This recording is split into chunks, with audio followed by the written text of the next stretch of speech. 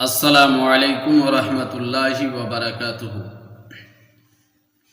নাহমাদুহু ওয়া নুসাল্লিমু ওয়া নুসাল্লি আলা রাসূলিহিল কারীম।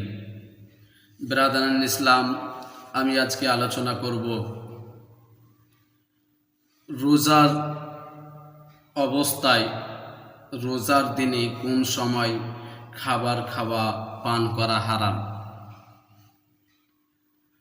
এবং জেনে শুনে কোনো ব্যক্তি যদি জেনে বুঝে রোজা ছেড়ে দেয়, রোজা ভেঙে দেয়, তাহলে সে ব্যক্তির কী হুকুম রয়েছে। সর্বপ্রথমে আমরা জানি হযরতে ইবনে উমর রাদিয়াল্লাহু তাআলা আনহু থেকে বর্ণিত, তিনি বলেন, রাসূল আকরাম সাল্লাল্লাহু তাআলা আলাইহি ওয়া আলিহি ওয়াসাল্লাম ফরমায়েছেন যে তোমরা হযরতে বিলাল রাদিয়াল্লাহু তাআলা আনহু যখন আজান দেন সেই সময় তোমরা খাবার খাও এবং পান করো, যতক্ষণ পর্যন্ত হযরতে আব্দুল্লাহ ইবনে উম্মে মাকতুম রাদিয়াল্লাহু তাআলা আনহু আজান না দিয়ে দিয়েছেন। হযরতে সালিম রাদিয়াল্লাহু তাআলা আনহু তিনি বর্ণনা করেন এই মতোই একটি রাবায়াত যে হযরতে ইবনে মাকতুম রাদিয়াল্লাহু তাআলা আনহু তিনি আজান পাঠ করতেন এমন সময় যতক্ষণ পর্যন্ত তিনাকে বলে দেওয়া না হতো যে ফজর তুলু হয়ে গিয়েছে। হযরত ইমামে মুহাম্মদ রাহমাতুল্লাহি আলাইহি তিনি বলেন, হযরতে বিলাল রাদিয়াল্লাহু তাআলা আনহু তিনি আজান বলতেন সেহরির জন্য রমজানুল মুবারক মাসের রাত্রে, এবং হযরতে উম্মে মাকতুম রাদিয়াল্লাহু তাআলা আনহু তিনি সুবহে সাদিকের সময় আজান পাঠ করতেন, সেটি হচ্ছে নামাজের জন্য। যেই আজান পর্যন্ত রাসূল আকরাম সাল্লাল্লাহু তাআলা আলাইহি ওয়া আলিহি ওয়াসাল্লাম তিনি খাবার খেতে এবং পান করতে বললেন। এই হাদিস শরীফ থেকে আমরা জানতে পারলাম যে হযরতে বিলাল রাদিয়াল্লাহু তাআলা আনহু তিনি আজান পাঠ করতেন রাত্রে সেহরির জন্য, এবং হযরতে উম্মে মাকতুম রাদিয়াল্লাহু তাআলা আনহু তিনি আজান পাঠ করতেন সুবহে সাদিকের সময় যখন ফজর তুলু হতো, ফজরের জন্য নামাজের জন্য তিনি আজান পাঠ করতেন। তাই যখন ফজর তুলু হয়ে যাবে, ফজর তুলু হওয়ার পরে কোনো ব্যক্তি যদি সেহরি খায়, খাবার খায় এবং পান করে, সেটি হবে এই হাদিস পাক অনুযায়ী হারাম। আমরা এবার জেনে নেব যে কোনো ব্যক্তি যদি রোজাকে ভঙ্গ করে দেয় তাহলে সে ব্যক্তির জন্য কি হুকুম রয়েছে। হযরতে আবু হুরায়রা রাদিয়াল্লাহু তাআলা আনহু তিনি বর্ণনা করেন যে একজন ব্যক্তি রাসূল আকরাম সাল্লাল্লাহু আলাইহি ওয়া আলিহি ওয়াসাল্লামের কাছে আসলেন এবং বললেন, ইয়া রাসূলুল্লাহ, ইয়া হাবিবাল্লাহ, আমার রোজা ভঙ্গ হয়ে গিয়েছে, আমি রোজা ভেঙে দিয়েছি। রাসূল আকরাম সাল্লাল্লাহু তাআলা আলাইহি ওয়াসাল্লাম বললেন, ও তোমার কাছে যদি একটি গোলাম থাকে তুমি একটি গোলাম আজাদ করে দাও।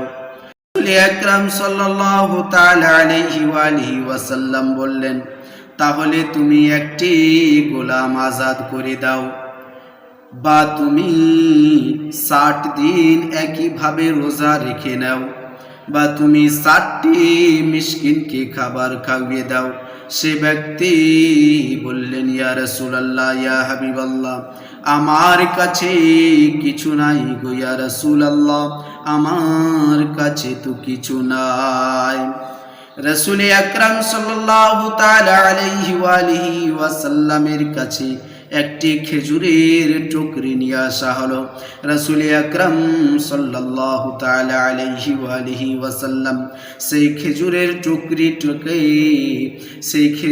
টুকরিকে সেই ব্যক্তিকে দিয়ে দিলেন এবং বললেন, যাও তুমি এই খেজুরগুলোকে সাদকা করে দাও।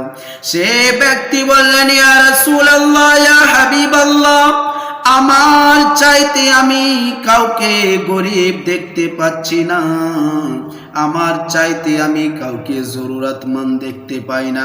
রাসূল আকরাম সাল্লাল্লাহু তাআলা আলাইহি ওয়াসাল্লাম বললেন, তাহলে তুমি যাও এই খেজুরগুলোকে তুমি নিজেই খেয়ে নাও। এই হাদিস শরীফে আমরা জানতে পারলাম যে রাসূল আকরাম সাল্লাল্লাহু তাআলা আলাইহি ওয়াসাল্লামকে ইখতিয়ার ছিল তিনি, তাই সেই সাহাবাকে সেই খেজুরগুলো নিজেই খেয়ে নেবার হুকুম দিলেন। এবং আরও আমরা জানতে পারলাম যে যদি কোনো ব্যক্তি রোজা ভঙ্গ করে দেয় তাহলে সে ব্যক্তিকে একটি গোলাম আজাদ করে দিতে হবে। সেই গোলাম আজাদ করার যদি তার ক্ষমতা না থাকে তাহলে সে ব্যক্তিকে 60টি রোজা রাখতে হবে। সেই 60টি রোজা রাখারও যদি তার ক্ষমতা না থাকে, সেটাও যদি সে না পারে, তাহলে 60টি মিসকিনকে খাবার খাইয়ে দিতে হবে। ইমাম মুহাম্মদ রাহমাতুল্লাহি আলাইহি বললেন, আমাদের এর প্রতি আমল রয়েছে এবং কোনো ব্যক্তি যদি জেনে শুনে রমজানুল মুবারক মাসে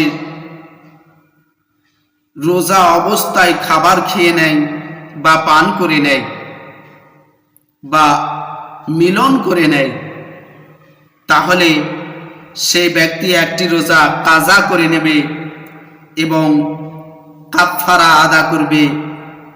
সেই কাফফারাগুলো হচ্ছে একটি গোলাম আজাদ করে দিতে হবে।